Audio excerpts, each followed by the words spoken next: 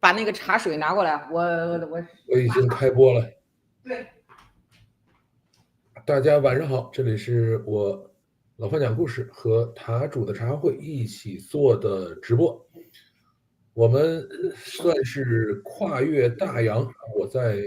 帝都，他呢在美国。今天呢，主要是要跟大家聊一下《哪吒二》是我们两个的观后感吧。我们分别在北京和其实我还不是在北京，我是在石家庄看的，你是在美国看的。是的，我也是在美国的石家庄看的，对。好吧，对对，然后这个就是我们也是有一些感受吧，想去聊一下，说我们两个看完了这样的一个片子以后啊，一个文科生，一个工科生，然后呢，我们会有什么样的不同的感受？是的，我觉得我昨天看见您写的那个就是大纲了，我觉得还是挺有意思的。我觉得我们两个的角度还是挺不一样的。是是的，是，您要不然先说说您的角度吧？没有，我先看看大家都在说什么啊，心智生产力，呃。首先要注意一点啊，这一次的那个民营企业家座谈会里面，没有电影界的人，没有游戏界的人，所以虽然黑神话悟空也变成了一个国运级的东西，但是这个游戏科学的人是没有到现场去的，对吧？这个我们依然是一位工业斯巴达的老大，所以去的人还是造汽车的、造芯片的、造饲料的，哪怕是这个造饲料的，实际上是应该是一个新加坡人。就是那个他应该是全家都移民新加坡了，好吧，但是呢，他依然作为这个中国民营企业家，然后坐在第一排，对吧？大概就是这样的一个故事啊。这个电影工业化的结果时候到了，即使没有哪吒，也会有别的电影出现。这个事儿呢，不能这么讲。你如果真电影工业化的话，咱工业化能有美国强吗？美国好像最近几年也没拍出什么好看片子来。巨烂。对呀，所以这个不是说工业化到了它就能做出来。我刚才看到有人说我要换眼镜了，对，我说我给这部电影打80分就已经能够达到好莱坞10年前的水平了，这显然是在夸，结果还是被骂了。这个当然现在是这样，就是在国内呢，现在看哪吒这一件事情已经上升到了一个非常非常高的高度，因为现在已经是很多的公司这个停工，然后整场去包着去看，就是在冲，因为它现在已经完全变成了一个政治人物。好吧，这个就是觉得这个第一名应该是中国人，就这个其实我是觉得挺无聊的一个事情。因为没人在乎，真的。对，没人在乎这种事情。用英语讲就是 really nobody cares，然后对，就美国人这边就好吧，那挺好又怎么样？对，congratulations，耶，就完了，你知道吗？就是祝贺你，对，挺好。我不知道我们自己就比较，但是在美国这边，突然就嗨起来了，这个也是一个举国体制的事情吧？对，是，呃，中国呢这几年确实还是有一些电影可以看的啊，就是我其实最近看的中国电影大概一共就是3部啊，这个算是哪吒2是第4部，前面2个呢是叫做《流浪地球》啊，后边呢是哪吒1、2，然后呢这个其实都算是也算是一种巨大的这种叫做大力出奇迹的这种结果，甭管它前面是用了多么的可能悲惨的方式，然后去聚集了资源把这个东西拍出来，对吧？东拼西凑把东西拍出来，然后还是说，到第1部成功了以后，到第2部有巨大的资金进来以后，就是中国还是有一些人会愿意说，我去追求细节，愿意去把每一个东西做到我心中想要的那个样子，对吧？这个还是存在的。那么我们也可以看到他们讲的中国故事，大概也就是如此了。就是哪吒呢，其实是一个真的叫天命由我不由天的一个故事，就是你说我是这个命中注定的，任何事情我都不认啊。他其实从头到尾都在讲这个，特别是哪吒1，其实讲的是这个。但哪吒2的话，大家其实就是在国内整个的风向上来说，看哪吒的人不多，大家看的是申公豹，看的是这个其他的这些人的角色，然后觉得每一个人都在里面找到了自己可以去代入的这个位置，说哦，原来这个我觉得自己可能是天命之子，后来发现哦，原来可能就是像申公豹这样的一个小镇做题家出来了以后，然后脏活累活都干了，然后把自己搁这儿了。对，很多人在会去，这样去代入，甚至还有些人说，哎呀，我们是不是石矶娘娘，对吧？这个谁也碍不着，然后自己在一个小山洞里头，谁都不挨着，然后在这貌美如花一下，这个也被人干掉了。最后有人说，最后哎呀，那么大家都是陈塘关群众嘛。还不至于陈塘关群众，很多人说我们其实是那一窝土拨鼠，对吧？这啊，个就是捧着一个破碗吃的剩饭，然后呢，这个而且在一个连这个棚子都没有的地方，然后穿着一身破衣服，然后就是这样都还活不下去的一个位置，啊，这个是就是这一次其实引起很多共鸣，就是每一次这种产品引起共鸣的话，不是随随便便的，不是说很高大上啊，这个领导很厉害，这个英明神武，其实这种东西是很难引起共鸣的。大家现在引起共鸣，还是要看到说一些你身边的东西，比如说这个哪吒一开始的时候做藕粉那块儿，这个是不是很食品安全，对吧？把啊，这个脚蹭了蹭，说，哎，这个你怎么抠脚？说没事我把脚洗一洗就好了。他说我说的不是你的脚，我说的是这个藕粉，对吧？还有那儿擤了鼻涕的这个，其实也算是一种他们都是食品安全天的这个津方面，嘲讽，对，对。都是给我们弄个大逼等，怎么了？啊，对对对对对。对，是吧？是，然后包括这个他一开始去雕这个身体的时候，这个李靖跟殷夫人就在那儿嗯，说："我要高大威猛的，说我要帅气的，我要那个什么的。"其实就跟这个每一个望子成龙的父母又有什么区别呢？啊，是的，他这个对吧？对，他就是父母都把自己孩子想象成自己想要的样子，或者说自己没有成为的那个样子。对，是是是，是的，所以他这个就是这样的一个故事。对，其实你可以讲一讲这个哪吒两部故事里头这个男孩成长经历的一个想法。我因为我看的这个，首先跟大家先自我介绍一下，可能这个范老师这边有一些人可能头一次看见这张大脸是吧？就是我是个文科生，然后从高中就是文科生，大学学的是新闻与大众传播，然后是最后误打误撞跑到了这个英语培训行业，然后所以现在的话，基本上我的比较有经验的事情就是做教育，然后就你要是要做教育吗？也不一定在做教育，也反正就是算吧也算。教人英语哈，然后还有呢就是教英语老师以及教自己的小孩儿。所以我看到这个电影的时候，大篇幅的讲的就是小孩的成长。因为我是。当时在看这个的时候，因为我们大学的时候有时候也学会一些影视什么什么什么赏析课，就是你要把这个不同的人物给它抽离出来，变成了一个公式。其实所有的东西都可以抽离成公式，所以我呢就抽离了3套父子关系，一套是哪吒李靖，还有一套呢是龙王和这个敖丙，然毛笔。后呢最后一套的是申公豹和他的父亲，所以这个是三对父子关系。等于这个故事为什么像刚才范老师说的，能够触动很多很多人的心，原因是它触动了各式各样的亲情关系，你怎么都能找到自己的那一份。而且另外的一个就是非常非常常见的影视剧的一种就是手法，就是他把2个性别迥异甚至是走极端的形象变成一个对子。那么这个哪吒就是易怒的这种火性的性格，然后他那个敖丙呢，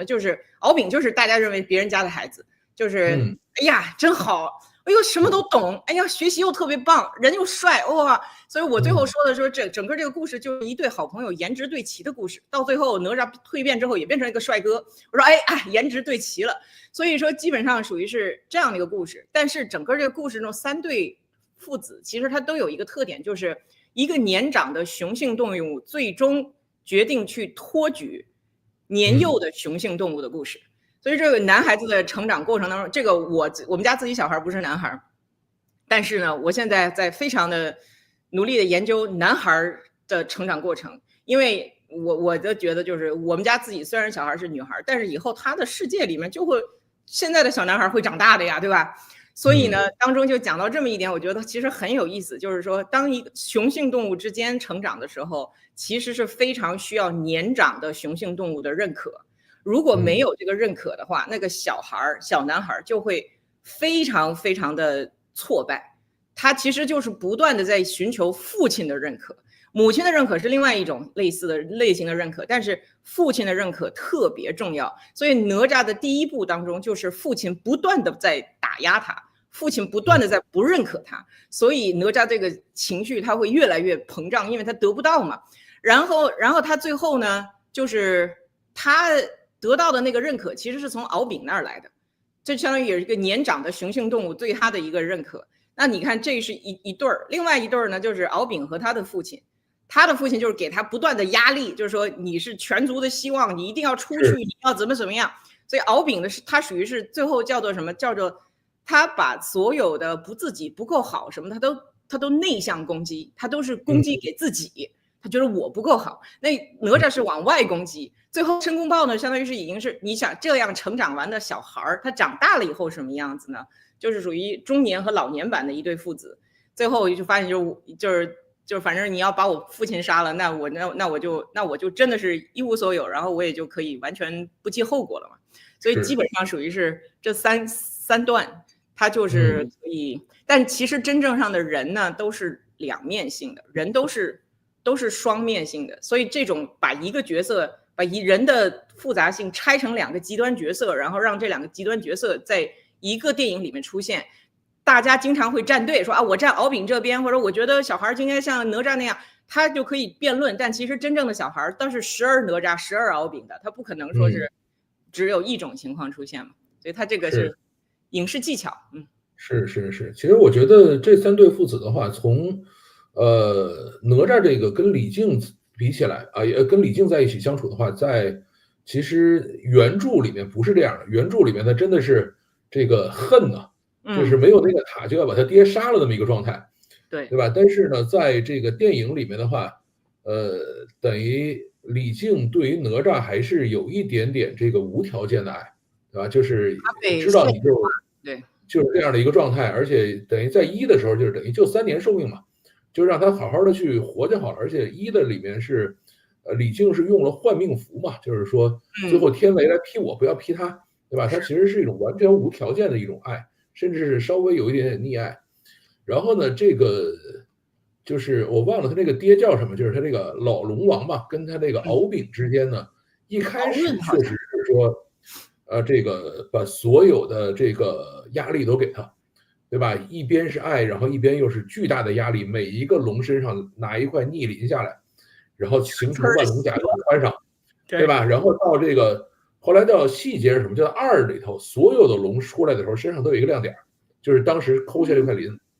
对吧？这个就是这样的一个状态。然后到最后呢，这个老龙王说这个你要走你自己的路吧，就是我们总希望用自己的这个经验来去设定你未来的方向，然后呢，希望让你少走一些弯路，但是呢，这个你还是跟随自己的内心去走吧。这是大概是2的结尾。而这个真正的这个就是叫做价值观非常统一的呢，其实是叫申正义跟申公豹父子，就是他爹叫申正义，是吧？然后呢，这个就是全家人在努力的说我们要改变命运，我们要去这个按国内的说法叫考公上岸吧，对吧？像人家就是说成为阐教仙人，对吧？然后这个他爹也在村子里头继续教其他的妖怪说我们怎么去。这个彬彬有礼，然后怎么看到阐教来了以后，然后哪怕砍了一条手，然后在那儿鞠一个躬行一个礼，说我是谁谁谁，然后那个怎么样的一个情况，说你有什么问题可能有误会，然后我跟着你们一起走，是这样的一个状态，对吧？然后才发现说哦，原来要被拉去炼丹。是的，这个申公豹这一条链是比较现实的，是比较现实的。对，然后那个哪吒那一条链，我觉得多少有点美化了，就是我觉得就是导演自己没有过程的生活，他想在电影里面过一遍。大概率的情况是，就像刚才我看见有人是这个，就是说父亲的认可，有时候经常是说你自己98分，这就是说居然你考不到100，还要再骂你一顿，然后说你这个怕你骄傲。其实很多情况下是他父亲的时候就没从爷爷那儿得到认可。所以他想得到认可的方式就是不断的再去打压那个年轻的雄性动物。所以有的时候有一些这个父子关系非常的奇特，就是他会在儿子身上获得满足，所以这个时候这个儿子就非常的倒霉，他就相当于他要不断的，对，他其实是在偿还爷爷没有做完的工作，让儿子来偿。所以这个爸爸，然后结果他没有意识到这个情况，等到他万一有了儿子，他又继续再往下。而且还有一点就是刚才也是接着范老师说的，这个就是他那个李靖换命符嘛，我就想到一个美国的一个这个脱口秀，他里边说这个男的说，我第一个孩子是男孩，我抱着这个儿子在怀里的时候，Man, I could kill for you， 就是我们家带了孩子，就是我可以为了你这个，哦不 ，I could die for you。第一个是孩子说，我为了儿子我可以去死，就像李靖这样子，为了儿子我去死。但是生了女儿之后，就是 I could kill for you， 谁敢这个欺负你，我就把他杀了。就是这个男的生了女孩跟生了男孩以后，他的心情就不一样。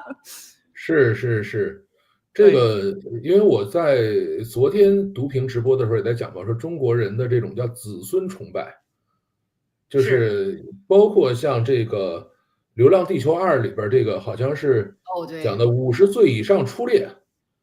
对吧？那么就是50岁以上的人就要去死，然后要把机会留给年轻人。这个其实有点中国的这种子孙崇拜的这样的一个，算是一个文化传承吧。这里边的问题并不是对他对不起，就是他的问题是，并不是说50岁的主动出列，是50岁的被叫出来出列，就证明说会有一定的道德绑架在里面。对，就是如果自己主动出来的话，恰好出来的全是50多岁的人，那是他们自己的事儿，对吧？所以对细看都能看出东西来，对，是这样的。OK， 那么这个在国内，因为这个片子刚放完了以后呢，这个肯定也有人去看，说这个是不是再去讲一些这个这种大国叙事啊，或者是这种宏大叙事背后的一些阴暗面。然后呢，就马上发现说，哎，原来这个宏大叙事指的是美国，对吧？这个进到这个玉虚宫里头，然后他大概说了3次还是4次，好白的宫，好白啊，这个宫，对吧？然后呢，这个阐教的仙牌呢，上头画的是个鹰，然后呢还是个绿的，就说这是不是绿卡？还有一个，然后呢，这个巨浑圆顶上呢是一个美元的那个 dollar 的符号。这个说幸亏是美国人没去看，或者他们压根看不懂，要不然会疯的。说是，哎，就是美国人看完之后，我就完全可以代入，就是美国人就是哈哈哈哈哈 ，OK，good， 就是他们完全不觉得 OK 挺好，就是这样。所以就是美国现在 OK， 我们自己的电影也这样嘲笑我们自己的宫啊，所以无所谓啊，就这样。而且我觉得这一部如果说反美的话，就是不如《流浪地球》来的阴阳。《流浪地球》其实是高的，因为我《流浪地球1》的时候，我带着这个美国人去看，然后最后他就是各种空间站嘛，对吧？然后呢，美国人问了一句话说：“哎 ，NASA 在哪里啊？”我说：“这个电影没有 NASA， 对吧？全是就是你们是不被提及的那个。对于美国人来讲，不被提及这是最大的侮辱，就是你骂我都没关系，但是你完全视我于不见，哇，这个我不开心了。”他是这种角色啊，对，了解，是。然后后面的话就是这个女性角色这一段，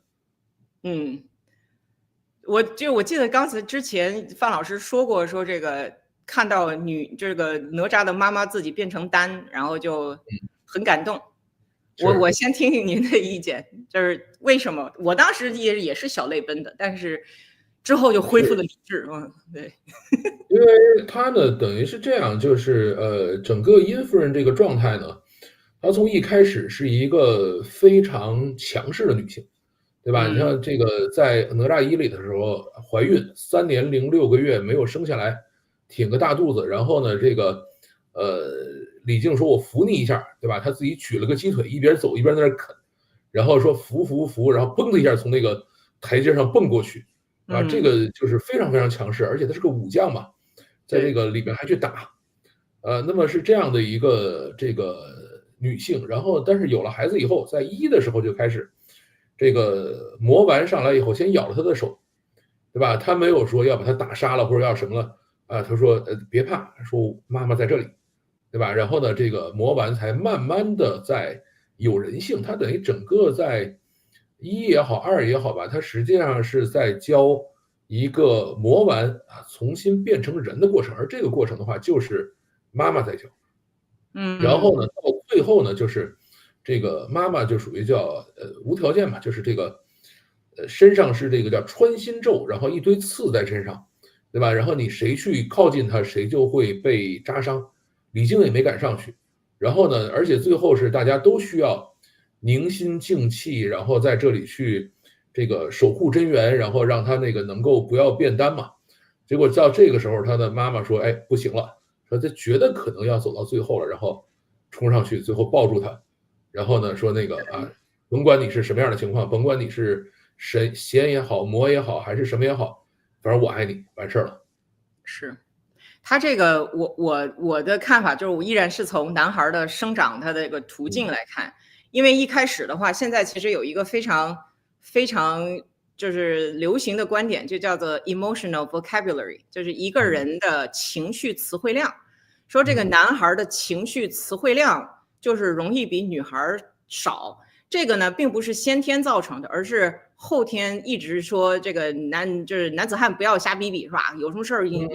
你干你上啊，对吧？你行你上啊，对吧？你不行不要瞎逼逼。然后呢，就是但是女生的就是你要这个雕出花来，哎，你得就是表达。当然，其实这个也是个成见，这个我觉得是成见。当然，就由于小的时候的锻炼不足，以及父母对于情绪的这个输入不足，导致小男孩他其实以前有人做过实验的，6个月的小孩还不怎么会说话，小男孩甚至他的体表就是对于周边的情绪的反应要比小女孩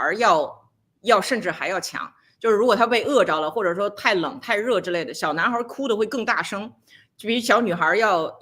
其实要更敏感。但为什么到最后6、7岁的时候，小男孩跟小女孩他的情绪表达就不一样呢？其实大家就是说，可能就是中间这一段时间，早年的时候的情绪词汇量开始越来越就差距大了嘛。那么当时我觉得比较看的时候，这个哪吒的妈最强项的一件事情就是她能准确的用语言描述出哪吒的情感。每一次哪吒他这个魔丸开始熄火的时候，都是他妈妈能够准确的说出你的就是宝贝，我知道你觉得谁都不理解你。讲到这儿，他眼睛就睁大了，他开始听了嘛。意思就是说，他的情绪被语言描述出来，这个语言的声波再回到这个孩子的耳朵里，他就发现自己被看见了。然后原来我内心那个小孩你看见了，那你看见了我就愿意再听你说下一句。所以他妈妈这个最厉害的地方在这儿。如果你看第一季的话，第1集，那他爸爸就是你这个是错的，你这个不行，怎么可以这样？我要把你关起来。所以这个就是典型的，就是他爸爸估计也是小的时候没有受过情绪这个词汇的训练，所以他也说不出来孩子要干什么，他就直接用行动来解决问题。我把你关起来，怎么样？这样的可不可以做到？那最后办法就变成，他发现我发怒管用，那我就不持续的用发怒来解决问题。那最后在别人眼里就会觉得这个孩子怎么总发怒，但其实是他的技巧，他的工具箱里就这一个手段，每一次他只拿出这一个了，我就发怒。女的话有的时候他会说出来，或者他或者说他用其他方式表达，他写个小纸条或者什么的，这个就是男女小孩的教育的问题嘛。但是其实到后边的话，他那个母亲的那个角色，我觉得也就是我当时最早在大纲里写的就是，我觉得哪吒的妈妈到最后就是就哪吒的妈必须死。这个话说的不好听，但他就是一个男孩在成长过程当中，我一会儿回头一会儿到后面我给大家拿那本书，那本书是一个美国专门做男孩的养育教育的一个男的心理专家写的。他里边写到一个母子关系的时候，他用这样的一句话，他说妈妈和男孩的关系就叫做这样，就是从孩子的角度来考虑这个问题，叫做我需要你足够远，而不要来干涉我的自由，就是 I want you far enough not to infringe my freedom， 但是 I want you close enough just in case I need you。 所以说我又想要你跟我近，以至于我需要你的时候我能找到你。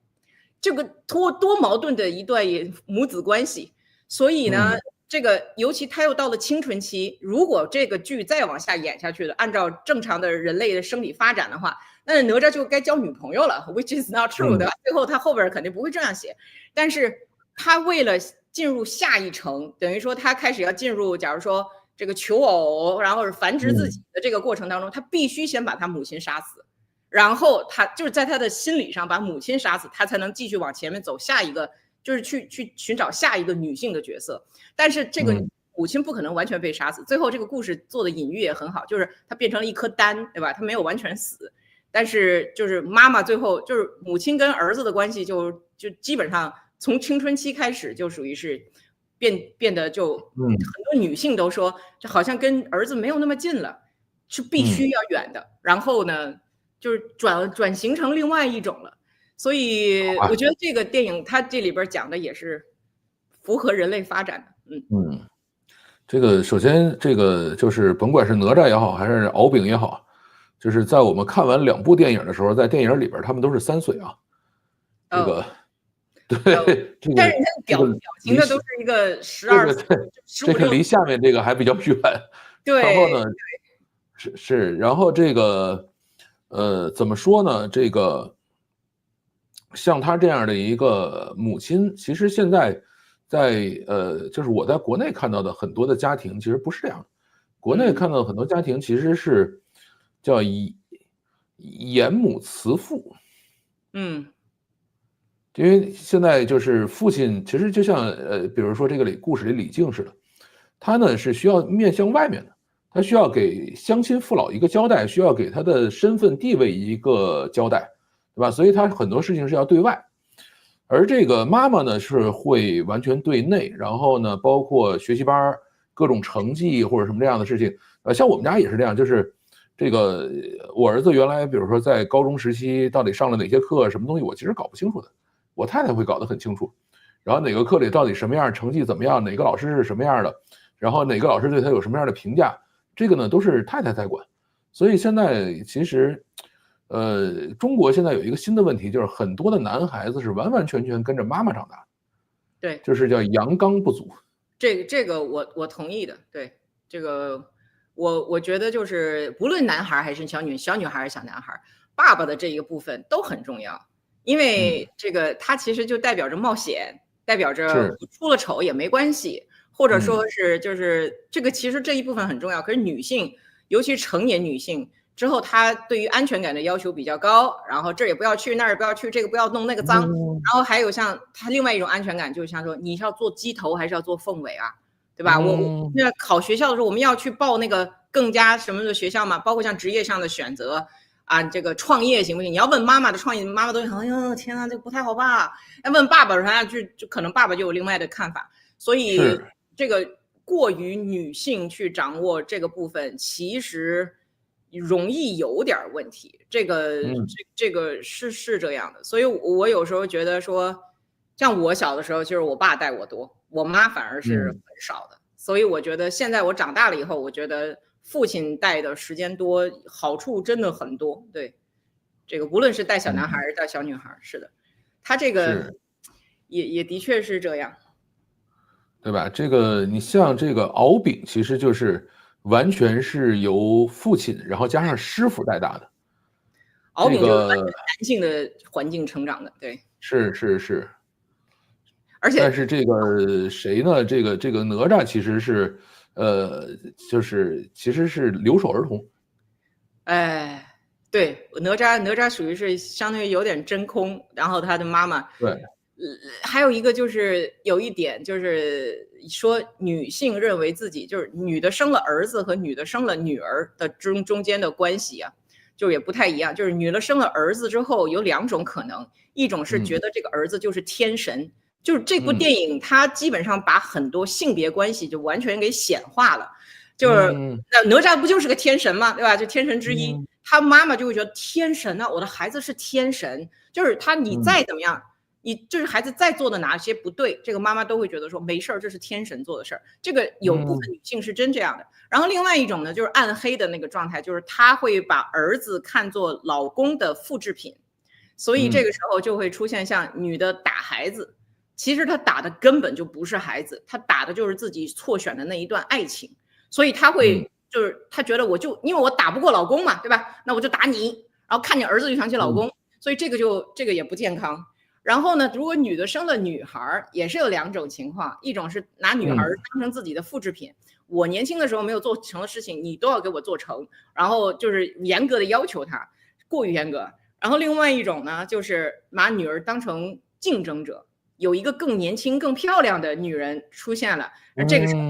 就容易暗黑，就是容易打压，会说你就不好看呐，你就不行啊，就因为他知道这个是我的竞争者，所以这个女的，哎呀，这个家庭关系有的时候，不可以看，不可以想太多，有的时候糊里糊涂过了就行了，对。是这样的，是。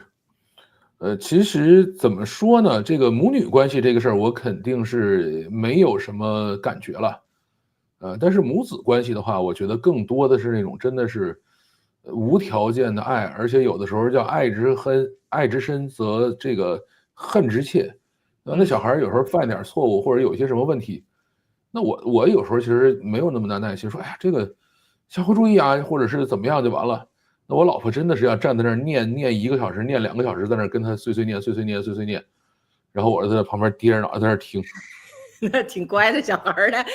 就是那可能有小孩跟小孩不一样，有的时候就也不是说分男女，我觉得有时候家长就是容易把自己的期待放在孩子身上。前一段时间我就有一个美国的作家叫 David Brooke， 他就专门最近研究的这个话题是遗憾。他说什么样的人容易特别多的有遗憾，往往是就是自身能力强的人，越强的人他的遗憾越多。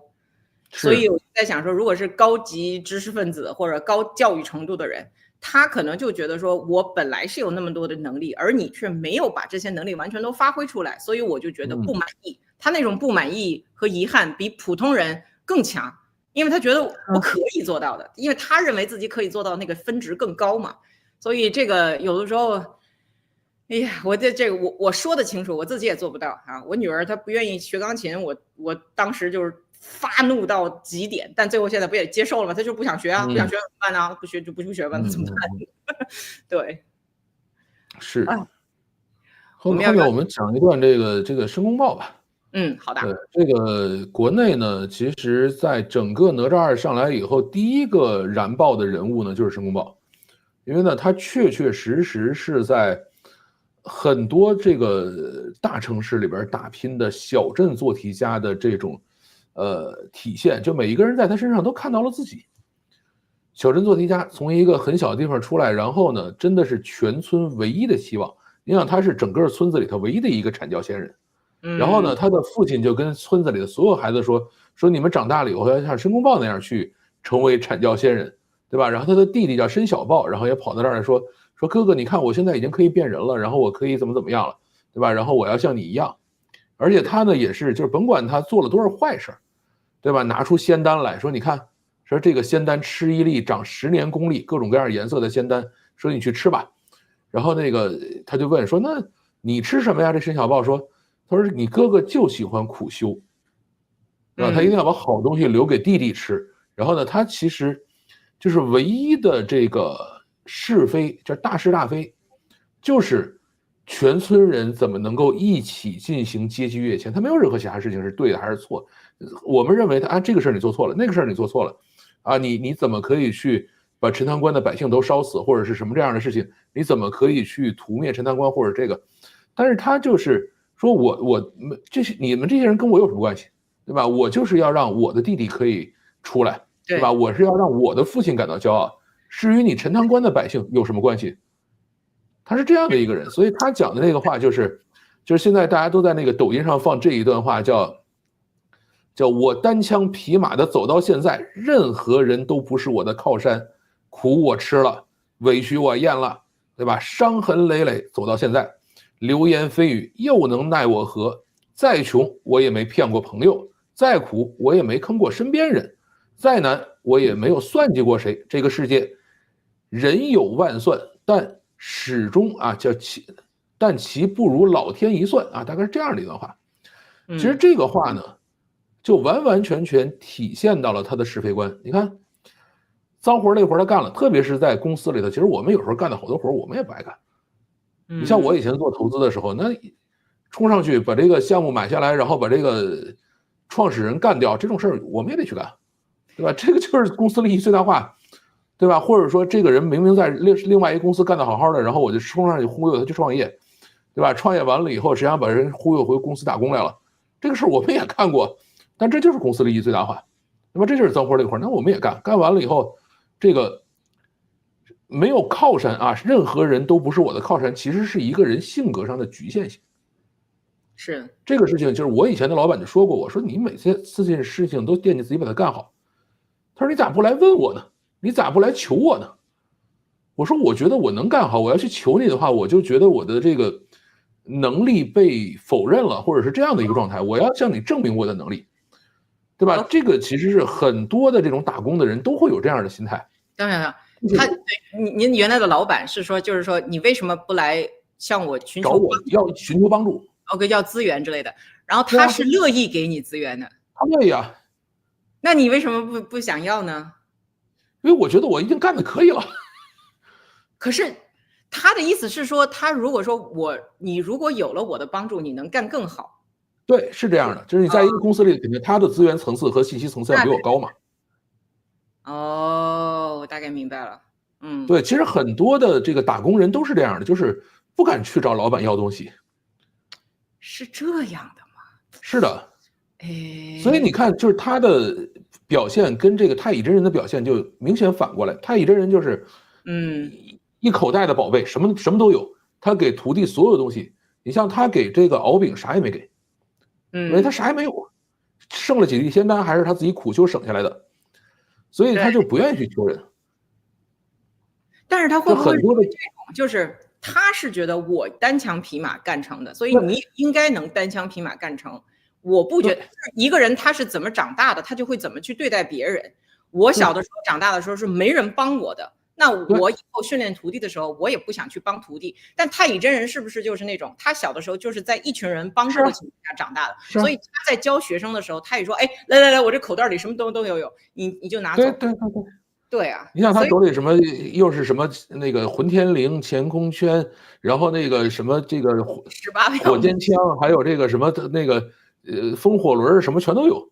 对吧？还有那个什么那个叫什么江山图，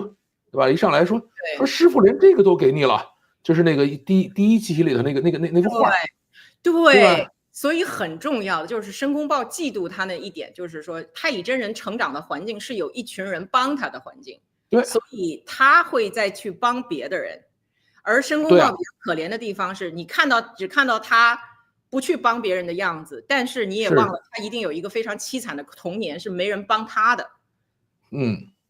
但是这个为什么就讲这个事儿呢？就是因为我们在上班的时候，特别是在这种互联网公司里头吧，这个程序员大量的人是像他们这样生活的，就是我们叫 I 人，或者说万事不求人，每件事情我宁肯到网上去问，我也绝不去这个问其他人。对，因为有的时候你问呢，就是告诉别人我不会，告诉别人我不懂，我理解，这个事儿是丢不起这个人的，对吧？所以他就是我们要自己搞定，是，对吧？还有呢，就是这实际上是一个性格的一个局限性，就是我当时就是混到最后一段时间的时候，就在公司里混到最后的时候，人家跟我说你再往上混的话，你这个性格是要调整的，因为我就属于工程师性格，每件事情我能搞定的事情我绝不求人，然后我就自己往前走。他是这样的，就是我可以理解，我以前也是这种人，但是我被硬改了，是因为我在新闻机构里面工作，就是最后就是大家得一个团队出去7、8个人，你没有办法去离开别人生活。假如说这个音响师就离不开摄像，这个就是上镜记者就离不开音响跟摄像，他们谁都离不开我，因为我会说中文，所以最后就导致你必须把自己打开。后来的话，我的那个大老板说了这么一句话，他说你在求别人的时候，你展现的是自己的脆弱。我说求别人展现脆弱，我不喜欢这个呀，我不想没事干向别人展现脆弱。他说但是你能够展现脆弱的时候，别人就认为你信任他，信任是最后一关，就是脆弱跟信任之间的联系是很重的。所以说它包括像你如果说为什么你愿意像就是假如说在家里面这个问题我英语这个字我读不好，我可能问一下这个范太太是吧？但是因为你觉得说这是我的熟人棘手的人了，对吧？我愿意把我的脆弱展现给你看，这个没问题，我非常的轻松，在你面前我轻松，我可以告诉你我不会这个不会那个。但是别人那同样的道理，如果是把这个，也许你的老板当时是不是在向你寻求你的脆弱点？他认为说我想信任你，你把这个部分打开给我之后，我就信你了。是，对，是这样的。一点对于很多人来讲，就是我估计可能学习好的人都有这种点，就是说我把这点打开了之后就会被攻击的，所以这个也没法说，因为像我们这些特别是技术吃饭或者说靠专业吃饭的人呢，就是维持自己在某一个特定专业领域里的权威性是非常重要的。因为你一旦把这个人设塌掉了以后的话，等于你说的话没人信了，这个事儿是很危险的一个事情。这个就跟我讲这个话的人，就是这个说你为什么不来向我寻求帮助这个人，这次就去参加这个民企座谈会去了。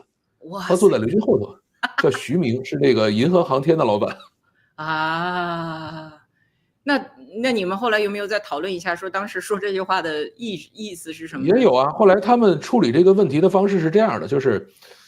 他发现，因为我们当时都在美国，就是到这边在开谷歌 I/O， 然后另外一边我在开很多线下的这种社群的会议，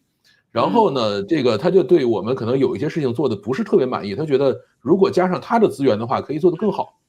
但是可能就是以我的资源就是已经做得很好了，但是他说以他的资源可以做得更好，然后呢，这个最后怎么办？说这样，他说那个一个是徐明，然后傅盛，然后呢这个。包括我们另外几个人说，来，咱们今天买一堆螃蟹，然后坐在这儿，就是在旧金山旁边有一个卖螃蟹的地方，然后买了一堆螃蟹，然后坐在这儿，咱们玩这个狼人杀。然后呢，首先你要知道说这个里头没有老板，没有那么多东西。首先咱们都是可以平等的进行沟通和交流的。你像狼人杀这种东西，你要玩一晚上的话，大家也就心平气和了嘛，对吧？大家就谁是谁怎么回事就都平了嘛。所以这个是我觉得在那个以后的话就会。确实好很多啊！有什么事儿就，那有一事儿了，赶快给我处理一下，对吧？大家就会事情确实会办得好一些。是这个，无论是人际关系还是公司里的关系，其实都，但是说的容易了，说的容易了，做起来不是那么容易的，对，不是那么容易，对，是的。所以你看他后面讲的就是第一个是任何人都不是我的靠山，再往后呢叫苦我吃了，委屈我咽了，对吧？遇到事儿他不去跟人讲去。你按道理说，你有委屈了，你觉得这事儿有问题了，你应该去说去。他不说委屈我咽了，对吧？然后伤痕累累走到现在，再往后呢是流言蜚语，能奈我何？就为什么是这样？人家说你这事儿做的不对，你这是流言蜚语，我不听你的，我自己闷着脑袋干去了。他等于整个这个性格是越来越硬，越来越钻牛角尖的一个方式往前走的。对，而且对于他来说，什么叫对呢？叫再穷我没骗过朋友，就是。对不对？我不管，你是我朋友，我不骗你。至于你如果不是我朋友，那这个事儿就没有大是大非了啊。就是我们只是叫帮亲不帮理。对，你看再苦我没有坑过身边人，这是他的对跟错的差异。是的，所以他就是没有一个公共的对错的这样的一个普世价值观没有的。对，因为我没有对付起我村里的人，但是我对不起陈塘庄是什么？陈塘关。对，就是陈塘关，对，陈塘关的人，但是我对不起这，可是你说杀人对吗？杀人不对，可是我没杀我们村的人，所以我就是对的。所以这个就是非常典型的一个就是没有公共道德的一个人，他只有私德。这个，但是我另外一个就是在这里面我就 quote 一下以前那个犯罪心理专家，就是李玫瑾说的，他就研究很多罪犯嘛，他说你最后去看他的小时候，他都是被如此难堪的对待过的人，所以他不会觉得说他没见过温暖的，就是他没见过好，所以他不知道怎么好。申公豹就是这样，而且你想他刚才那一段话其实说的也很有道理，他这样出身的一个妖，如果向别人展示说我的难处，我的什么，会有人听吗 ？versus 像太乙真人一个大白胖子，哎，好开心，好开心。他说，哎，我这儿有点困难，我那儿有点困难，大家就算只是看到他仙人的身份，就会去扑上去帮他。你说真的是太乙仙人性格好吗？不一定哦，他可能有的时候就是他成长的环境导致他就容易有这么好的性格。那这个申公豹就比较倒霉嘛，所以最后这个问题，我每一次一想到这个问题，就是一定要对所有人都好一点，然后谁知道哪天他过来烧你呢，是吧？是，所以跟他反面的就是这个太乙真人嘛，就是真是要有后台的仙，对吧？宝贝非常非常多，最后是在第一集里头有一个就是把那个裤带拎开了以后，然后那个哪吒往里看，哇，这么多宝贝，对吧？对，他这样的一个状态，而且呢，像他呢，他是有是非观念的，对吧？他会知道说你怎么可以做这样的事情？他发现这个无量仙翁把这个妖炼成丹了以后，他说这个事儿是不对的呀，对吧？其实真的是富养的孩子有可能更有是非观念，或者更有这个普世价值观，而不是说我有很大的压力，在这样的环境下成长起来，我就必须是面对一个更小的一个是非，而不是那种大的是非，可能压根就没有机会去看。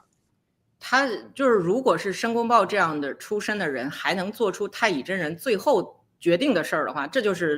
人中之大龙凤了，哇！是厉害的，就是说，所以觉得这点就是跟中国和美国很多地方不太一样的，就是美国的状态是说，就真的是我们那一句话，在美国，他很多人的这个价值观当中是实现的，就是己所不欲，勿施于人。你小的时候被糟糕的对待。那我长大以后，我希望说以后不再有人像我小的时候一样被糟糕的对待，那我要把这个世界变更好，导致其他的孩子也不这样。可是有的时候我们常常会遇到的情况是，我如此被糟糕的对待，那我也要继续糟糕的对待别人，把我的这个痛苦没有被消化的痛苦一定被转移。这个就是多年的辛苦熬成婆呀。对，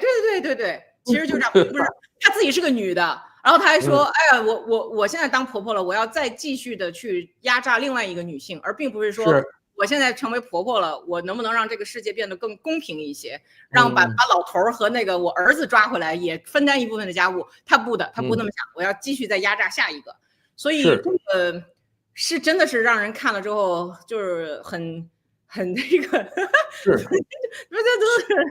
所以呢，就是你去看这个申公豹跟太乙真人里头，就是其他的我们就不去管他，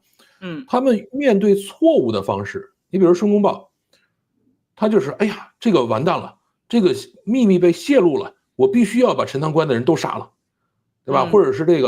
这个事情被这个上天知道了，我一定要把这个盖子捂住。而太乙真人呢，就是他就无所谓，就说哎呀，这个无量仙翁，你怎么可以做下这么大的错事呢？说没关系，咱们去跟师傅认个错就过去了。那么他是这样的，完全的不一样的方式，他就属于从小被这个很好的原谅过很多次的一个状态。对，说没有什么大不了的，咱们去认个错就过去了。但是这种孩子，现实生活中如果是真的捅了大娄子，那就疯了，是吧？他就觉得没关系，认错，对吧？对啊。像我们以前都是这个叫做，报喜不报忧，对吧？在公司里边，有什么事儿，我们都是希望说，哎，我是不是能把它再往前处理处理，再收拾好了再往前走，对吧？都是这样的。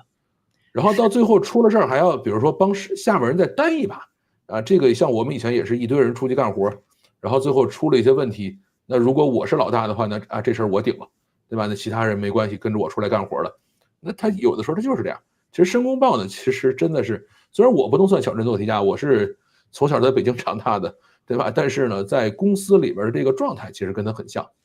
这个出了事儿，你说我可不敢说，哎，出了问题了，我去跟我老板说一声，没关系的，我是不敢的啊。我肯定是说，哎，我怎么能把它办好，怎么能把这事儿摁下去，然后最终我向老板交一个完整的结果就完了。是的。这个我觉得不一定是说是北京长大的孩子还是别的地方长大的孩子，而是只要是经历了中国的教育体制的人都会有这个，就是捂到最后发现捂不住了，最后搞不好更麻烦。但是呢，如果真的就是最后如果结果好了，那中间的过程都不重要了，我就可以对听过去。其实包括像美国也有很多人都是这种，就是只要经过了高等教育的人，貌似都有这个问题。像那个之前说自己要造出一个很小的那个验血的那个伊丽莎白 Elizabeth Holmes 那个女的，她是一步一步的被推到这个地步，她就是不停的盖，就希望说最后只要最后我能出一个这个成果就行。结果越盖越大，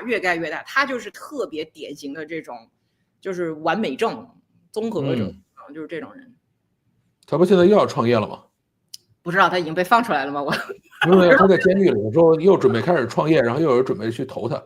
这个我觉得回头可以跟你聊这故事，就是像投资人怎么看这种项目。这个也是个奇葩，因为我看过他那本自传，就是他有个人不是自传，写他的传叫《Bad Blood》，就是坏血那本书。我知道他有电视剧嘛？对，他甚至有电视剧。那个坏血那本书，就是他是这个叫有点像。就是一语双关嘛，因为 bad blood 的意思还是指说这个坏分子，这就是一颗屎搅得满锅腥的那种。就是然后呢，里边讲了他的童年，真悲惨啊，真悲惨。就是他爸妈其实都是好像是很有钱，但是对他要求极其严格。然后他爸爸好像他们家好像如果真往上去倒的话，还能倒到什么欧洲的贵族。所以他爸爸整天在嘴里面闹着，就是说。咱们家祖上是这么荣光的这个身份，现在这个如此堕落，像就都在你的身上了，这不就是敖丙吗？然后就都在你的身上了。然后然后他就说，我小的时候就一直觉得说，一定要变得非常的完美，一定要非常的完美，就是不可以让爸妈看到，一定要为家族什么什么荣耀之类的。我说我靠，这就其实说实在，很多问题不是说这个中外有多大的差别。你给他放在什么样的成长环境下，他给你讲另外一个故事吧，就是我其实在上学的时候是特别喜欢看这个二战将帅的这个传记，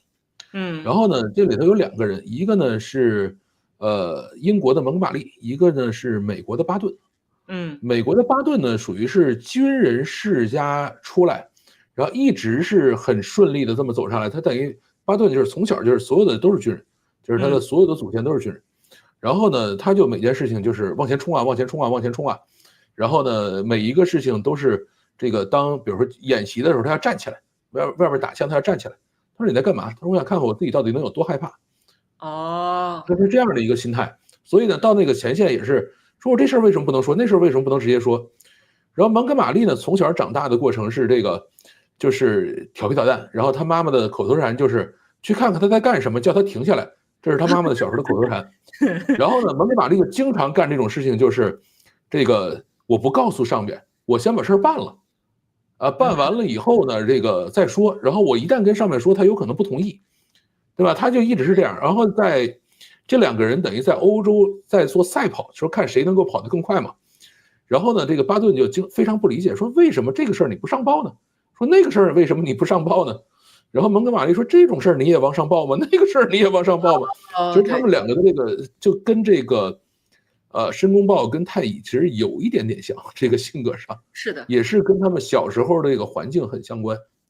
对，所以我真觉得小的时候环境决定太多的东西了，就是真的是就是他一辈子的行为模式都在往他0到12岁那个区间，甚至如果说对0到18岁这个区间里面发生的事情，你都能找到答案。就是这个，我虽然有时候觉得这么讲也不是特别的公平，因为一个人之后也会有改变的，但是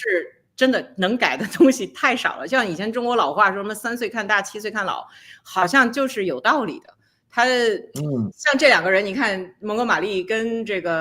巴顿，其实他就是巴顿的感觉就应该是父亲带的比较多的人，然后这个蒙哥马利就是母亲带的多的那种，就是他应对长官的态度就是应对他妈的态度。然后那个的话，可能是他父亲，巴顿有可能搞不好，如果说我要稍微的显示出来有一些疑虑，显示出来有一些退缩，就会被爸爸辱骂，是吧？你这个不勇敢的小孩，那他就会往前冲，他就觉得我要往前冲，这才是对的，我来避免爸爸的这个羞辱。那个的话，可能就是说我要稍微先捂一下，避免妈妈的这个愤怒。所以有的时候，对，就我觉得也有可能吧。但是这玩意儿也不能说都往回走，人后边还是有是，对，后面咱们讲一下这个不同层次的隐喻吧。好，不同层次的隐喻对啊，这个哈，我就觉得咱们俩是不是我不知道咱俩分层分的一不一样？我觉得就是笼层是比较靠下的，是吧？然后白宫层是靠上的，然后这个陈塘关层是中间的，是，对吧？然后笼层就比较。就这个笼层就让我想到一件事儿，是吧？就是以前是韩寒在微博上想一件什么，就是大概率的情况下，没有别的阶级来压迫你，都是自己一个阶级内互掐。我就觉得龙层里边不是他那个几个什么兄弟姐妹，他们之间相互掐嘛，这个就，而且我觉得龙层那群人，就是每一次他打开天的一个口子，然后那些怪物们就会带着一个锁链，哗从里面出去了。然后我心想，这就你这可怜之人也必有可恨之处，这他们都没脑子的嘛，就是像这包括就是大概率的人都是没脑子的。所以就是让人往前冲，他就而且身上还带着条链子呢，哎，就去了。他是这样，他不是他背景是有故事的，就是应该是把大量的妖直接或者叫魔吧封印在海底，它有一个这个眼儿，就是最后把那个棍儿拔出来，也就是这个定海神针那个棍儿拔下来以后了嘛，这个东西就算破了，对吧？实际上龙族呢是这个跟天界一起去剿灭了这些魔吧，把这些魔赶出了这个人界，赶出去了以后呢，这个他们等于被天界给骗了，说你们要在这儿看守这个洞，然后他们等于就每个人在身上拴了根链子在这儿看守这个洞，所以呢他们就觉得这个为什么不可以出去？他说这个明明是我们一起把这个世界打下来了，或者我们也都做贡献了，最后呢我们等于就是所谓的龙宫其实是一个大监狱。说我们最后等于是被人骗了，就是所有的人说为什么敖丙是全族人的希望，他要去这个成为这个仙人，他要去成为阐教仙人，他就是这样，就是说他希望走这条路，就相当于什么呢？就是你像这个申公豹，他是叫做普通的这个阶层，他是没有这个就是没有负分的这部分人。就是你一开始是零啊，我从零的这个往上走，而像这个龙族呢，等于一开始是负的，你一开始身上就有这个一些这个锁链、一些枷锁，你是负的，然后在这个地方再往前走，你要再把这个负面的处理掉，然后才能起来。就跟以前比如说在这个明朝是分很多的这种贱籍啊，这些人要起来，对吧？他从出生就是这样，那你怎么能够证明？起得来，然后呢，如果你起来了以后，没准还可以变成这个叫做全族的希望，然后向别人去证明说，哎，你看我们这个龙族已经都挺好的了，对吧？他想要去干这样的一个事情。而且我觉得龙族相当于是他比这个申公豹更减分的地方是你得罪过当权的人，或者说你对当权的人是个威胁。申公豹至少当权的是个威胁。对，因为申公豹变成了名列仙班之后。他会念仙班的一切好，对吧？但是龙族名列仙班之后，他不会念好，他就我只不过是把我自己本来应该有的拿回来了而已。对，根本不念我好。是这样的。所以说，那上面那些白的人，他不会就压根不会觉得那就是说这群人我更不应该给他好处，就应该让他好好的就坑完合伙人，让他在楼底下待着。对。是这样的，就属于真的叫一拳打翻在地，踩上1万只脚，让你永世不得翻身。就为什么中国上来就是要斩草除根，就是这样的，对吧？因为这些人就是我坑你了，这些人等于是被仙族坑了，或者说被这个上天的人给坑了，然后上天的人其实心里是有愧疚的，我知道原来我坑了你，而且他还知道什么？我知道你还有力量反抗。就是我是知道你有力量反抗，你有力量给我造成伤害的。申公豹是没有力量给他们造成伤害的，对吧？但是龙族是有力量给他们造成伤害的，所以我要更加小心提防你，我要更加的把你踩在脚下，然后你万一有点什么事情，那我们就上来把你灭掉，对吧？他是这样的一个心态。是，所以我就觉得这个真的是，此恨这个叫什么来，恩恩相报。而且另外有个问题啊，就是全篇当中好像没有人道过歉吧？对。第一部跟第二部好像都没有道过歉，顶大就是我给你一个拥抱，或者说我用这个，你看像哪吒的爸爸跟哪吒，就是最后已经算是化解了，他去用行动来化解。我把这个符给你弄上了，对吧？我气去死，但是对不起这3个字是打死也不可能说出来的，对于谁都不认错，死就是绝对不可以认错。这个我觉得真的是非常非常。就是中国没有中国特色的一个，就讲了中国故事，不认错，对，他就绝对不会说对不起3个字的。而且东亚文化圈都这样，都是包括日本，说实在的也有一点这种，也有一点点。但是他是选择性认错，但是这个西方就不会觉得说，西方觉得我本来来的时候就有罪，对吧？反正我再说一下我有罪又怎样的，对吧？但是。哎，这个你像刚才说的，就是这个天庭，如果是跟龙族说一个对不起啊，你们来吧啊，当然对，可能那时候龙族也说切，谁信你的啊，这可能也是会这样。不，咱们比如反过来说，说现在这个巴勒斯坦被以色列占了这么多年了，对吧？本来这个地方应该是他的，那么嗯以色列说不，我把你这块地儿占了，占完了以后，你没有这个外交权，没有军事，没有什么东西，然后呢，最后搞得国不像个国，那这边人在不停的在想办法捣乱，那么你说这个他俩怎么信任？不可能信任的。这已经是多少年的冤都已经结对呀，下来了，对，对呀，所以只能是说那怎么办呢？这好，那就是没办法。这只能叫共存，就是承认彼此且共存，你也没有办法说真的去有改善，永远改对呀，善不了。我反正是放弃这任何个这个就跟那个什么似的，你比如说在中国，咱们自古以来的教育，不叫自古以来吧，就是说最近这几年的教育都是怎么抗日，日本怎么不好，日本对我们怎么不好，多少年前的事情了，对吧？然后呢，正好我看到有一哥们儿跑去越南历史博物馆去看了一圈，嗯说越南历史博物馆里实际上只有大概一共是可能6、7个展厅，然后只有一个展厅是越南跟法国跟那个美国之间的事情，然后剩下所有的展厅都是越南怎么抵抗中国，然后哦，越南所有的民族英雄全都是抗中民族英雄。这个还真的，我这个对越南了解不，那他为什么会这样呢？它等于有的时候呢，它是中国的一部分，然后或者比较少的时候是中国的一部分。然后呢，中国在这么老远的地方，其实使用的各种政策也都是比较残酷的，对吧？嗯然后呢，大量的时间就是他的所有民族英雄，就是我怎么在中国的统治下，然后去独立，独立完了以后再去被镇压，然后呢，因为他也需要这种民族认同感嘛，那么他需要一个坏人，那这个坏人就是中国，对吧？所以他从头到尾都是这样的一个，就是他每一代，就是比如说从这个咱们比如说汉朝或者说秦朝跟咱还没关系，到汉以后，他就开始跟中国打交道，或者开始有文字记载吧，说哎谁谁谁啊反抗中原统治，立国了，然后立国了多长时间被灭了，灭了以后呢，然后在中国的一部分，然后又过了一段又有人又立国了啊，反抗他的统治，他们太残暴了，然后我们又立国了，然后他每过一段时间干这个事情，因为他最后的法国殖民和最后的这个越战，都是可能也就是100来年，但是你想，他前面有2000年在干这个事情。是的，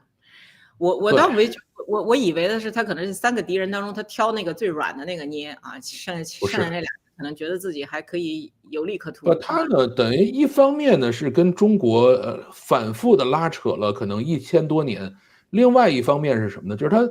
整个的文化和这个精神状态被中国烙上了极深的烙印，他脱不掉。所以嗯你现在跟越南人说没问题啊，你跟中国打赢了，他挺开心的。但你要跟他说你也不算中国文化的一部分啊，这个什么中国的所有的文化，儒家文化，然后这个包括什么各种的节日，所有这东西都跟你没关系，他也不行。嗯，因为你在美国念书的时候，就是认识一些越南的同学，但是他们之所以愿意跟中国同学来交流，我觉得至少他们是不讨厌中国人的。然后，但是你问他这些，就是他说我们在越南会讲中国话的话，是高教育水平的一个体现。然后他是，还会背李白的诗，是用中文背李白的诗，而且不是那种什么明月光就那么简单的诗啊，是比较难的诗，他也会背。他说，其实我们小的时候，如果是谁学了这些东西，那就是属于是这个高教育水平的同学。嗯，哦，OK 也行，但是另外他也说，他说我们越南的历史就是从来没有被打败过，你不可以说越南被打败过的。对，因为他那个国家就特别长，就非常非常长嘛。对，然后呢，那个就中国其实从来没有打到过头，就是中国只占领过就是离云南比较近的这个可能就是北越这一半，然后南越呢就是要么就是完全蛮荒没有文字记载，要么呢有的时候就是有一些这个国家，然后呢再去统一，然后其实他们自己其实内部也打，因为实在太长了。对，对，而且，哎，这个南亚地区真的是完全就是他们自己是，有自己的体系，而且这几个国家之间，包括什么泰国、柬埔寨之类，他们也是恩怨情仇，各种是啊，各种打，是，对，不过也挺好，那怎么办呢？就是人类社会就是你得出气儿嘛，你不出这个气儿的话怎么办呢？前一段时间这个我不是跟徐凯他们一块儿去那个哪儿去卢森堡，然后跟就是比利时，然后就看那满坑满谷的白色十字架呀，真的就是满坑，就是对，就是炮灰啊。而且你看那个上面那些小十字架上面写的那个生辰日期，都没活过30岁，20多18、9，就是这样。战争嘛，对，战所以争嘛，那天我就说，我说基本上就是这80%的男性就最后就一搞一次世界大战，这就没了，就不必要再找老婆了，跟找老婆没关系了，就直接炮灰了。然后所以说还是不能打仗啊，不可以打仗啊。对，是这个。再往后你看你讲的说这个网上有一些这个台词，对吧？特别是有一句叫“我只要你死”，对吧？你觉得很不舒服。这句话应该是我活不活我不管了，但我只要你死。但是我要你死，我觉得这句话不太舒服。我知道你要把它放在那个上下文里边的话，肯定也 make sense，对吧？但是这句话真的是在全篇里边挺露骨的一句话了，就是比较极端了，就是那种说是的，我没关系。而且当时他其实错怪了人了，对吧？他好像当时要杀龙族，其实他错怪了龙族了。所以说你是在一个没有证实的基础上得出了一个如此极端的结论，这个就我不知道这个事儿呢，怎么说呢？这个其实从我的个人感受来说呢，就是我们以前看过这样的一个话，就是说中国的士兵有一个就是其他所有国家士兵所不具备的特性，就是你比如说这个意大利人可能这个枪一响，人家投降了啊，这个咱们不能开那个民族主义啊，这个有问题。但是呢，中国士兵有一个非常特色的地方是什么？就是他们在战争之前，或者说在大战之前呢，会突然进入一种完全麻木的状态，就是我就要冲上去杀对方，然后至于我自己是疼还是不疼，是什么样的东西，我后面还有什么家人什么事我就想不起来了。就跟我那天讲那个似的，说中国人有2句话不能说，第一句话叫列祖列宗在上，第2句话叫那个孩儿不孝，就是这个说了，那么后边的事情就是你现在讲的这个，就是我活不活我不管，我就要你死。这个其实是可能自古刻在中国的这种军队呀或者什么这样的一些人里面的一个血脉内涵。这个我倒是从来没有想，这从这个角度上来想，因为在我看来，就是我们小的时候接受的历史教育，就是未来100年屈辱的历史。我想，我靠，什么时候变得那么有胆量了？我靠，我活不活没关系，我让你去死，不是一直都是我们只要活着就行吗？啊，就是这个呢，其实叫做崖山以后无中国。就是中国的脊梁呢，其实是在崖山，他应该崖山是哪个皇帝被背着跳了海了以后，然后再往后的这些少数民族统治的时候呢，就要求你自称奴才，然后去做这样的事情，然后慢慢的就把这个很多的这种汉人脊梁给打弯了。但是呢，因为即使是少数民族统治，他依然认为自己是儒家正统啊，或者认为自己也是华夏子孙。所以呢，这个儒这套东西一直是这么传递下来。是，我真正的说，我们说这个完完全全把这个大是非扔掉的，其实是破四旧。这再往下说就多了。就不能乱讲了，不能乱讲了。但是咱们再说回这个南宋，刚才有人说这个南宋之后是南宋，对大家给这个评论区都有各种各样人这个给大家都看着啊。对，然后呢，我觉得这其实也是一个生理上的消灭，有脊梁的全都给杀了呀。所以说没脊梁的这群人呢，他就存活下来了，于是就把这种就是苟且的基因就传下来了，因为苟且的人能活着嘛，那么苟且苟活，那我们就苟活下来了呀，就这样，所以最后就一直变成这个样子。那如果说那群人没有被杀死的话，那可能搞不好我们还可以有一个什么，对吧？勇敢的心啊，就是那种苏格兰那样的英雄，没有啊，没有，然后开肠破肚啊，那算了，不可以。所以这个我觉得，但是我觉得有一点这个问题，就是咱们把电影的角色来作为比较啊。我们的电影里边，就是咱们不说我们的电影，只是说哪吒这一部电影吧，我们不要戴大帽子。这个英雄是一个宁可我活不活，我也要你死的。可是你看，在西方的电影当中，经常那个英雄是在别人都认为说你得死，你得死，你得死的时候，他会举个旗来说：“哎，各位等一下，也许他不应该死，我们来怀疑一下，是不是他？”因为我看见就是你一开始说，大家一开始我们在座各位可能都说这就是申公豹干的，谁也没有想到是那个太乙最上面那个大佬干的，对吧？无量先锋嘛。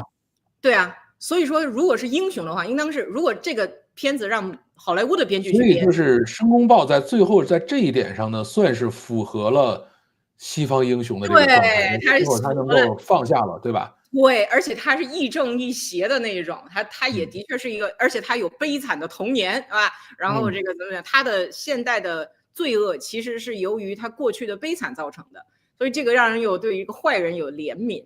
然后呢，他就又有一个怀疑。那如果假如说这当中如果是要安插一个英雄的话，假如说这个太乙真不是太乙真，就是那个老君，他下面有两个，一个是鹿，一个是鹿的，一个是什么？一个是鹤嘛，鹤仙人，鹤童子，鹿童子。对啊，而且最后好像是申公豹是谁跟他说的，说你们两个也不是人变的呀，人，对吧？你们凭什么帮他呀？所以我觉得这个如果他们两个当中有一个先就是在编剧的时候觉醒一下，说哎，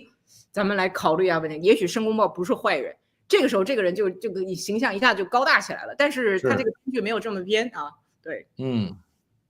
是，所以在这个很多人在去思考这个问题，说这个无量先锋，就是这个老寿星桃，他实际上他的这个原型是南极先锋，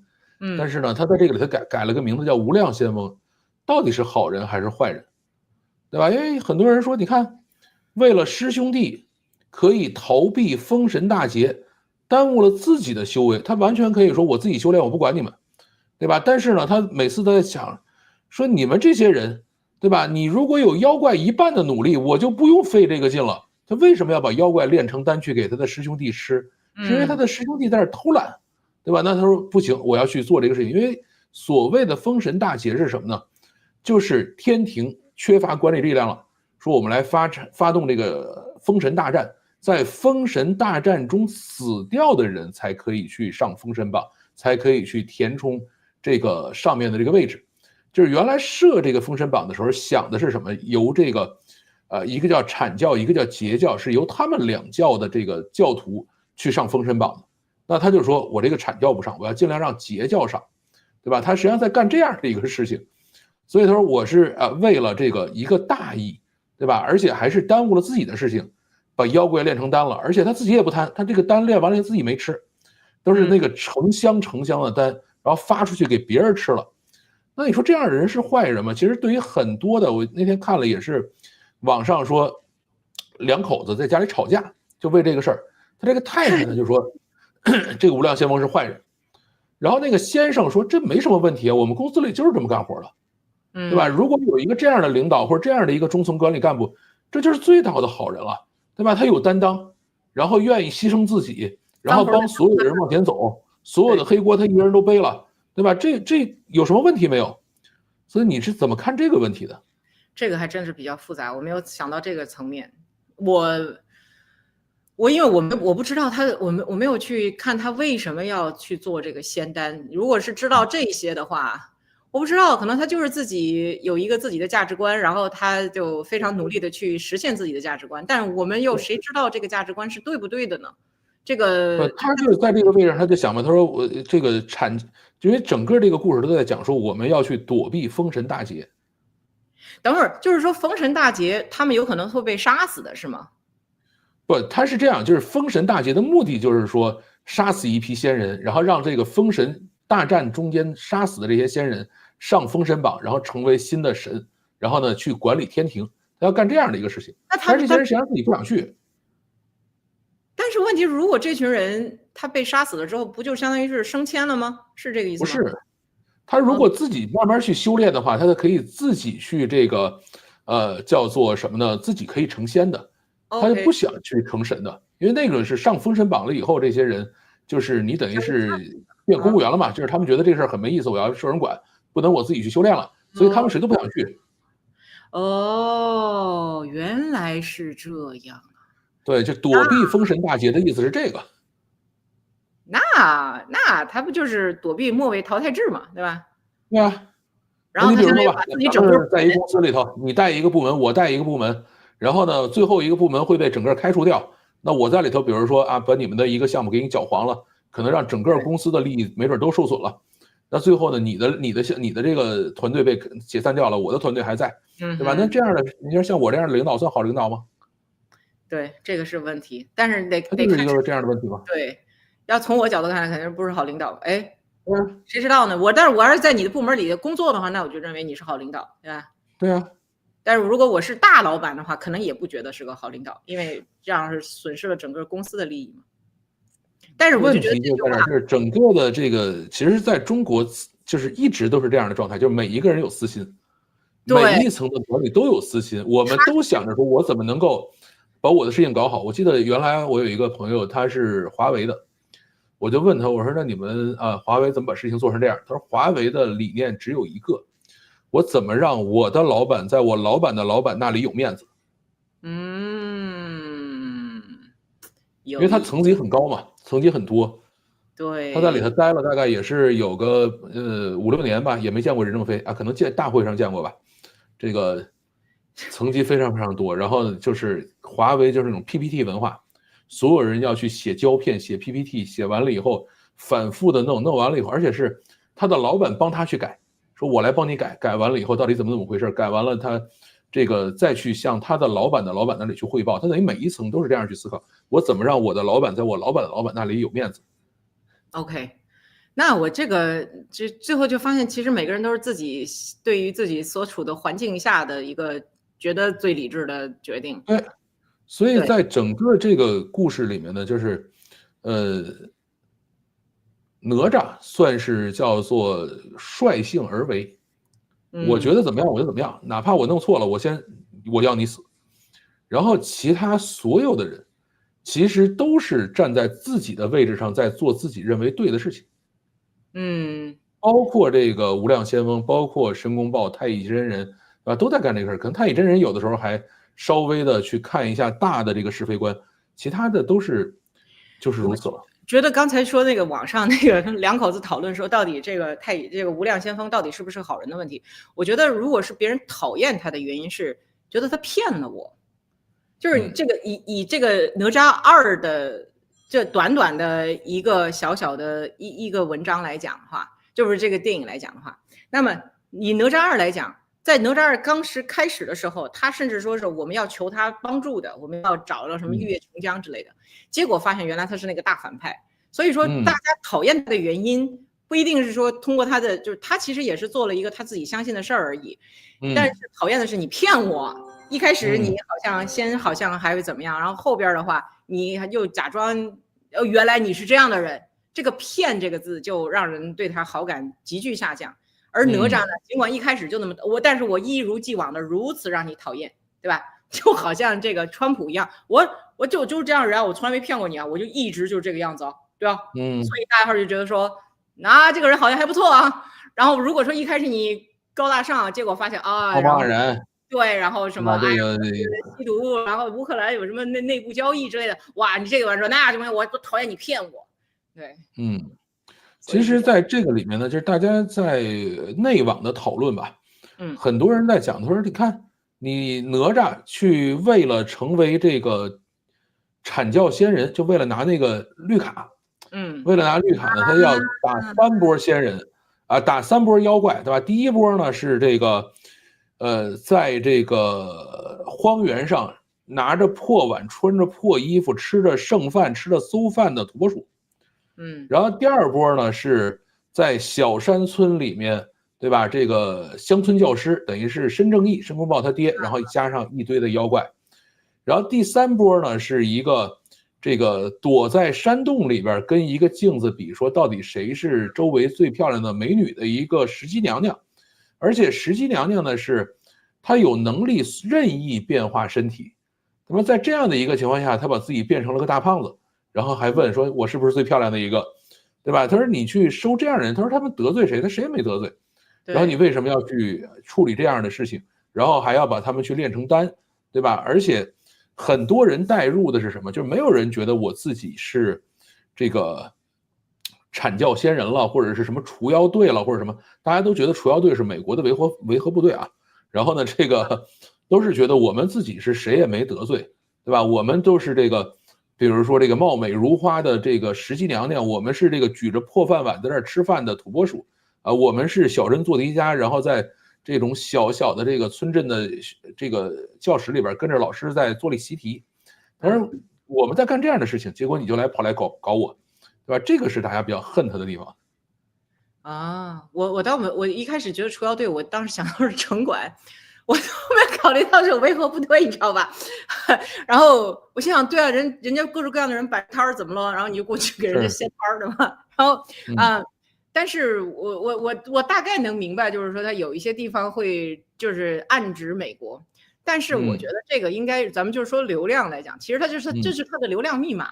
就是我要这样，然后才能符合大家心里想的样子，但是怎么样？但是我觉得，你骂不倒美国人的，我靠，美国人压根儿就不这样。就这个典型就是讲中国故事给中国人听，是这样的。就好像现在有很多这个学校里边也是说啊，你要用英语讲中国故事，对，你用英语讲完中国故事，听的人还是中国人，外国人他不会听你这个故事的，就是你讲的方法不对的。这个讲的方法绝对不对，然后包括像这部片子的票房，在美国全都是被说中文的人来支撑的嘛。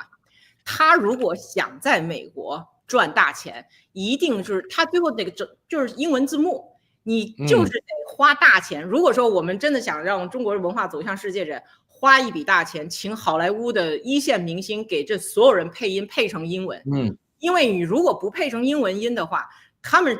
美国人打死也不会去给你看字幕，多烦呢！我靠，我连个绘本都懒得看，我看你那2个多小时的字幕，他才不可能看。你如果把复联那群人，什么雷神去配，假如说敖丙，然后让这雷神去碰敖丙他爸，然后什么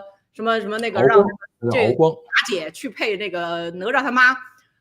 绝对大火，绝对大火！你用不着什么组织各种这个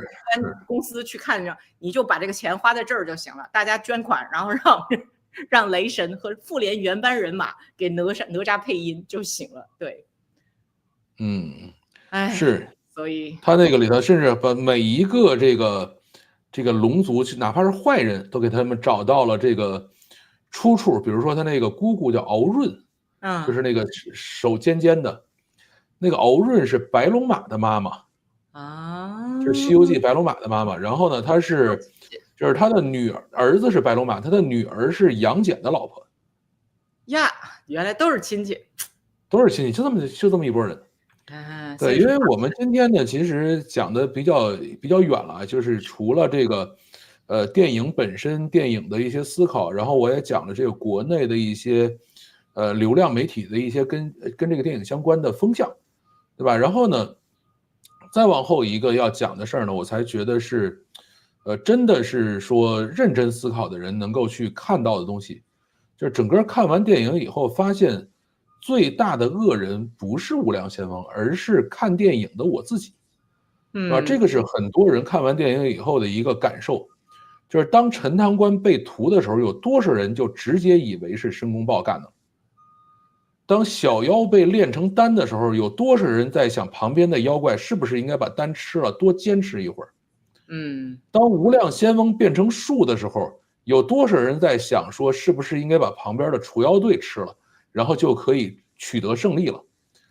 甚至还有人再去想哪吒是不是应该把殷夫人变成那个丹吃了，就可以实力大涨，打破桎梏，打破这个浑元鼎了。对吧？弟子在无量仙翁画像的时候，人家最后他要进那个门嘛，给他画像，然后不停的在那笑。有多少人觉得这哥们儿会被杀了？因为无量仙翁是坏人嘛，结果只是被罚睡了10年，对吧？哪吒2里头其实是没有真正的坏人的，就是大家各自有自己的立场。无量仙翁也不会去屠杀同门的，对吧？他也是觉得这事儿是对的。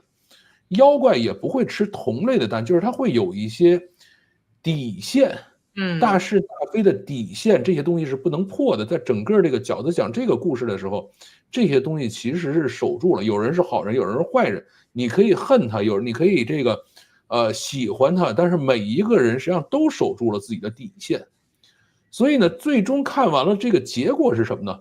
就是发现现在的社会把我们这么多人教育的已经没有是非观念了，我们没有底线了，我们觉得为了最终的结果可以做所有的这些事情，对吧？结果导向、目标导向、伟大的目的，这个就可以不择手段的去实现，只要结果是好的，中间的过程都不重要，对吧？其实是教了很多这样的东西出来。所以很多人讲说，哎，如果真的能修仙，14亿人去修仙的话，可能13亿人都是邪修，都是坏蛋，对吧？你上来都惦记把别人炼成丹吃了以后再说了，对吧？你并没有觉得这个事情就不可以，或者说这个事情有什么底线，这个其实才是真正需要去反思和思考的地方。他要是真13亿修仙，他不会吃自己村子里的人，他去吃别人村子里的人。对，或者说我们觉得这个事情，我们把这个其他国家的人杀了，或者是把其他的人怎么处理了，这有什么关系，对吧？他就会有这样的状态。哎，这个人灵长类动物其实这个有了智商之后是很邪恶的嘛，有的时候会这样。但我觉得整个西方的教育呢，现在在慢慢的，至少在川普上来之前吧，在慢慢的叫圣母化。但是呢，东方呢，其实还是在一个这种帮亲不帮理，或者说我只要身边小团队然后能够往前走，其他的就没有任何底线了。甚至像刚才讲的说，把身边的妖炼成丹了，先把它吃了肚子里，这个实力大增，还可以多坚持一下，我替你活下去，就搞这样的事情。那么这个其实就已经完全没底线了。特别是近些年疫情以后吧，就很多逻辑已经颠覆了，就没有逻辑。那么在这样的情况下的话，就没法整了。但是它等于是大家就觉得没有什么事情是不可突破的。是，这个是就是基本上的，你相当于你把这个架构给打乱了嘛，所以你就全都需要从头，就是所以大家所有人都很凌乱嘛，说我原来固有的那群价值观没了，但现在就有一个问题，就是我去把别的村子的人炼成丹吃掉，那么下面一个问题，怎么样才能确认谁是我们村子的人？什么叫做我们村子的人？他现在呢是，你看，你说我一样的话，你认同电影里面是我们要去练别的村子的人，但是呢，看电影的人，他们想的是，哪怕是我身边的人被炼成了丹，我也要吃掉。所以呢，就看电影的人要比电影里面的人更坏。是的，这个我丝毫不夸张的，就是你想高考的时候，如果看见哪个同学高考前这个就是考试前他可能这个发烧了怎么样的，可能其他的孩子搞不好他心里面是，哎呦，又少了一个竞争对手啊，可开心了。对，一点同理心都没有，一点同情心没有的，对，他不会有的，他只会说，哎，至少少了一个竞争对手，他明天不会来高考了。所以说这事儿，你说就是打小就已经是这么做出来的，所以这个就，但是我刚才就说关于村子里的人那一句话是说，你看我们并不是没有中国人民的老朋友啊，但你如果愿意穿上我们国家的衣服，说我们国家的话，然后呢表演一段我们国家的相声，那你就是我们国家的老朋友。就是说这个玩意儿我来确定自己人，我是怎么确定的？那同理可证，美国人又怎么确定他的自己人呢？人家是不是也有人家的一套标准来确定你是不是我的自己人？我会不会？你如果假如说你可能长得跟我不一样，怎么样？但是你是不是也要同意我的价值观，同意我的就是了解我的语言，就是在艰难的时刻愿意至少道义上先跟我站在一块儿，这个时候我就不会把你炼成丹。这个问题其实就是这个事情呢很有意思。在这种认同感上呢，其实现在有3个流派啊。第一个呢叫血脉流派，就是你跟我是同宗同族。你比如说像这个日本人啊，还有很多的这种就是真正的种族主义者吧，他是用这种方式来认同的。然后呢，这个第2种呢，就是叫普世价值观。你比如说这一次万斯跑到慕尼黑安全会议上去讲，说我们应该是一起来认同一套民主价值观的，但是欧洲已经背离了这个民主价值观，就是跟美国认同的已经不一样了，对吧？你们因为别人怎么样，你就要剥夺人家的选举权利什么的，这个是不对的，对吧？这是第2种。然后第3种就是像咱们这样的，就是像刚才你讲的似的，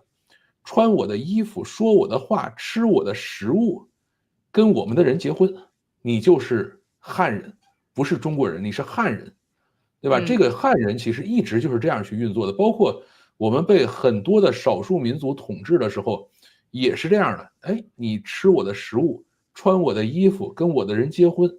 啊，没问题了，咱们是一家人。至于你是怎么想的，没关系了，因为汉人本来就是汉武帝一声命令说啊，你们以后都是汉人了啊，也就完事儿了嘛。我们也没有共同的祖先，也没有共同的血脉。是的，所以这个事儿，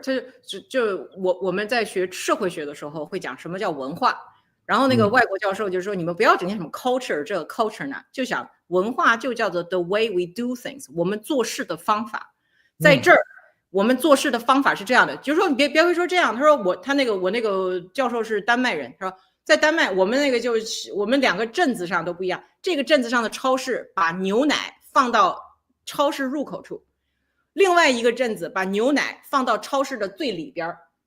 就这一个小小做事情不同的方法，我们都认为是他们镇子那个镇子他们怎么样，然后那边那个镇子怎么样，其实就叫做做事的方法不同。最后导致所有你会给他开始扣帽子，说这就叫做文化不同。所以我们国家比较认识的就是你做事儿的方法跟我一样，那你持什么护照不重要，你头发的颜色不重要，包括就是假如说有一些少数民族他们只是内部通婚，对吧？然后他从来不跟汉族交流，然后吃的东西也不一样，然后穿的衣服也不一样，那这个时候尽管他有一本中国护照，我们有时候觉得说他跟我一样，美国的黑人你说真的跑到非洲去，他就跟那个非洲的黑人能聊到一块儿去吗？美洲的黑人可能跟白人更聊得来，所以是这个事情真的是，所以最后就变成这个问题啊，就是那谁是村里人啊？你是我村里人吗？这个我们其实自古有一句话叫什么？叫非我族类，其心必异。是，对，这个事情呢，有的时候是这样，就是说，当我们要去牺牲别人的时候，或者是我们要去决定牺牲哪些人的时候，因为很少有人说决定牺牲我自己。啊，这个是至少是能够打熬到上面的这些人，他们是不会这样想问题的，要不然他们早被牺牲掉了，对吧？这个很多的人就是去决定是要去牺牲谁的时候呢，他还是要去想说，哎，那你跟我一条心吧，对吧？非我族类，其心必异啊！你跟我一条心，你就是跟我一个族的；你跟我不是一条心的，或者我看着你不是很顺眼，牺牲掉吧，对吧？也就如此了。而且有的时候呢，我们会把很多不可以放到秤上去称的砝码放上去，是的，这就是底线的问题。是，所以现在就这个大变样啊，几十年大变样，你只能就是走一阵子过一阵子了。有人说对啊，所以就有人在下边讲说，泽连斯基肯定不是董王的族类，肯定泽连斯基是犹太人啊。哎，但是董王的女婿也是犹太人啊。对，董王女婿是犹太人，那董王自己不是。哎，这个跟犹不犹太没有什么关系，这个就是到这个级别的就是利益，就是利益，就是利益就搞定就完了，对啊。他要很快的结束这次战争，所以说他讲的是快，并不是说站不站在正义上。包括像万斯到慕尼黑那次讲座，他说什么民主价值观，哇，那欧洲还指着万斯说你们美国才是先破坏民主价值观的那个呢，然后这边就说你们才是破坏，你就没办法聊了，你知道吧？这聊不下去天儿，对。对，这个我觉得关于电影的事情，我觉得差不多就是这些了。是的，也挺好玩的，一个半小时了呢，天哪！1个半小时了，对对对，以后有机会，我觉得有一些文科话题，我们可以再去聊一聊。好，对，谢谢范老师邀请。好，谢谢，然后也请大家关注这个塔主的茶话会，他的这个 YouTube 频道也是时不常会更新一下。对，这个不是特别的频繁。是，好的，感谢各位的参与，也感谢范老师。谢谢。好，拜拜。那我们今天到这里。